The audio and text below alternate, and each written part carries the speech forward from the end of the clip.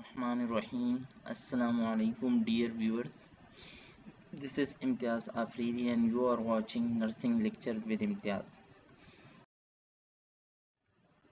Dear listener, in today's session, we will talk about immunity, explain the types of immunity, what is natural active immunity, what is natural passive immunity. इसके अलावा हम बात करेंगे artificial active immunity की और artificial passive immunity की and what is cell mediate immunity की। तो ये यूनिट के ऑब्जेक्टिव होंगे आज के हमारे। नेचुरल इम्यूनिटी की बात करते हैं। Acquired active immunity occur when a person is exposed to a live pathogen and develop a primary immune response which lead to immunological memory. These types of immunity is natural because it is not induced by deliberate exposure, also called native. Means कि natural immunity वो immunity होती है कि natural तरीके से अगर pathogen या antigen हमारे बॉडी के अंदर दाखिल हो जाते हैं तो हमारी इम्यून सिस्टम उसके खिलाफ रिस्पॉन्स या इम्यूनिटी जनरेट करते हैं। वो जरासीम नेचुरल तरीके से बॉडी के अंदर दाखिल हो जाते हैं तो हम उसको कहते हैं दिस इज़ नेचुरल इम्यूनिटी। अब नेचुरल इम्यूनिटी के टू टाइप्स है, natural acquired active immunity and natural acquired passive immunity. Active immunity की बात करते हैं तो इसके अंदर एंटीजन और pathogen inter into the body naturally, ये खुद ब खुद से पैथोजन बॉडी के अंदर दाखिल हो गया या एंटीजन दाखिल हो गया। उसके बाद क्या होता है, body generate in immune response to antigen, हमारा इम्यून सिस्टम उसके खिलाफ एक रिस्पॉन्स जनरेट करता है। इम्यूनिटी में भी life long, for example chicken pox और मॉम्स, अगर ये वाले जरासीम नेचुरल तरीके से बॉडी के अंदर दाखिल हो जाते हैं तो इसके खिलाफ जो इम्यूनिटी बन जाती है हमारे बॉडी के अंदर वो लाइफ लॉन्ग होती है। Or temporary, for example influenza और इंटेस्टाइनल इन्फेक्शन, अगर फ्लू वाला वायरस या इन्फ्लुएंजा वायरस बॉडी के अंदर दाखिल हो जाए या वो बैक्टीरिया जो कि इंटेस्टाइनल इन्फेक्शन काज करते हैं वो जरासीम अगर बॉडी के अंदर दाखिल हो जाते हैं नेचुरल तरीके से तो हमारी इम्यूनिटी उसके अगेंस्ट बन जाती है, लेकिन वो टेम्परेरी होती है। अब नेचुरल एक्वायर्ड पैसिव इम्यूनिटी क्या होती है, antibodies from mother to foetus व प्लेसेंटा और ब्रेस्ट फीडिंग और क्लोस्टम, के नेचुरल तरीके से अमाइनोग्लोबुलिन मदर से थ्रू प्लेसेंटा बेबी को ट्रांसफ़र हो जाती है। No immune response to antigen, इसके खिलाफ कोई रिस्पॉन्स नहीं बनता against antigen. Immunity is usually short life, week to month. ये जो इम्यूनिटी होती है जो एंटीबॉडीज़ नेचुरल तरीके से मदर से थ्रू प्लेसेंटा बेबी को ट्रांसफ़र होती है, ये शॉर्ट टाइम ड्यूरेशन के लिए होती है। Protection until child immune system develop, जब तक बच्चे का अपना इम्यून सिस्टम डेवलप नहीं होता है तब तक ये एंटीबॉडीज़ जो कि मदर से बेबी को ट्रांसफ़र होती है थ्रू प्लेसेंटा, उसको हम कहते हैं अमाइनोग्लोबुलिन जी, जो कि वाहिद एंटीबॉडीज है जो कि प्लेसेंटा बैरियर को क्रॉस करते हैं। इसके अलावा ब्रेस्ट फीडिंग में अमाइनोग्लोबुलिन ए प्रेजेंट होता है और वो हमारे प्रोटेक्टिव एंटीबॉडीज है। वो बच्चे की तब तक हिफाजत प्रोटेक्शन कर रही होती है जब तक उसका ओन इम्यून सिस्टम डेवलप नहीं होता है।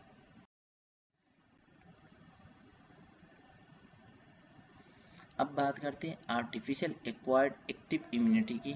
तो ये वही वाले हैं कि एंटीजन हमने बॉडी के अंदर दाखिल कर दिया in the form of vaccine, और वैक्सीन क्या है वो हमें पता है कि biological preparation of kill attenuated vaccine जो हम बॉडी के अंदर इंजेक्ट करते हैं इम्यूनिटी उसके खिलाफ बन जाती है।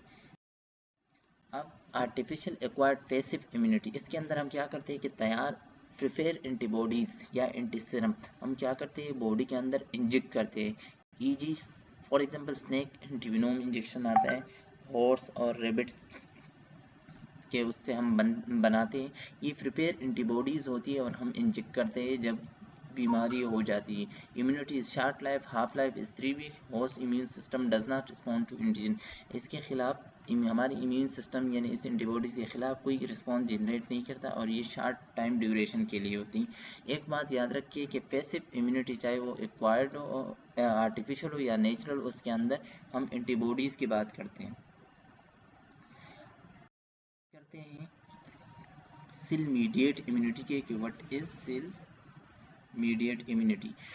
In these types of immunity, specialized cell of lymphocyte involved known as T cell that recognize for antigen on the surface of cell, tissue and organism. There are mainly two types of cell अब T cell which are the following, helper T cell होते हैं और इसके अलावा cytotoxic T cell होते हैं जो cell mediate immunity होती है। ये क्या करते हैं कि ये एंटीजन को किसी भी सेल के ऊपर रिकग्नाइज करते हैं या उसको आइडेंटिफाई करते हैं। हेल्पर टी सेल जो होते हैं और एक इसके टाइप्स होते हैं साइटोटॉक्सिक टी सेल और एक को हम कहते हैं suppressor T cell. Helper T cell regulate the proliferation and activate अब other immune system e g cell macrophages, एक काम इसका ये होता है। इसके अलावा इसके पास इम्यूनोलॉजिकल मेमोरी होती है, यानी ये जरासीम को याद भी रखता है। Defence against bacteria virus that are inside the host cell inaccessible to antibodies, यानी जो जरासीम सेल के अंदर दाखिल हो जाते हैं और एंटीबॉडीज़ की वहाँ तक एक्सेसिव नहीं होती कि एंटीबॉडीज़ वहाँ पे पहुँच जाए उसको किल डिस्ट्रॉय करे, तो टी सेल वहाँ पे जाके उसको किल डिस्ट्रॉय करते हैं। पंजाई प्रोटोजोआ हेलमेंट कैंसर सिर्फ एंड ट्रांसप्लांटेड टिश्यू, ये जितने भी अगर ट्रांसप्लांटेड टिश्यू है उसके ख़िलाफ़ या जो जो रिस्पॉन्स बनता है या जो इम्यून सिस्टम के कंपोनेंट्स एक्शन लेते हैं वो भी हमारे टी सेल है। ह्यूमरल इम्यूनिटी के अंदर हम एंटीबॉडीज़ की बात करते हैं जो अगेंस्ट पैथोजन बनती है। Antibodies are produce by subset lymphocyte called B cell, B cell का काम होता है एंटीबॉडीज़ बनाना। B cell that are stimulated will actively secrete antibodies called plasma cell, these antibodies are found in blood. अगर जब भी हम बी सेल को एक्टिवेट करें तो ये एक्टिव अमाउंट, ये एक्टिवली मीन्स के उस तादाद में एंटीबॉडीज़ बना रहे होते हैं और ये एंटीबॉडीज़ फिर कहाँ प्रेजेंट होते हैं, ब्लड के अंदर, lymph, mucus and extracellular fluid के अंदर। इसके अलावा इसका मेन रोल क्या होता है, डिफेंस अगेंस्ट बैक्टीरिया और इसके जो टॉक्सिन होते हैं या वायरस जो फ्रीली ब्लड के अंदर सर्कुलेट हो रहे होते हैं या सेल के अंदर दाखिल हो जाते हैं उसके खिलाफ इसका रोल होता है। आल्सो काज रिएक्शन अगेंस्ट ट्रांसप्लांटेड टिश्यू, इसके अलावा जो टिश्यू हम ट्रांसप्लांट करते हैं उसके खिलाफ जो रिएक्शन जनरेट होते हैं उसको वो भी ह्यूमरल इम्यूनिटी का काम होता है।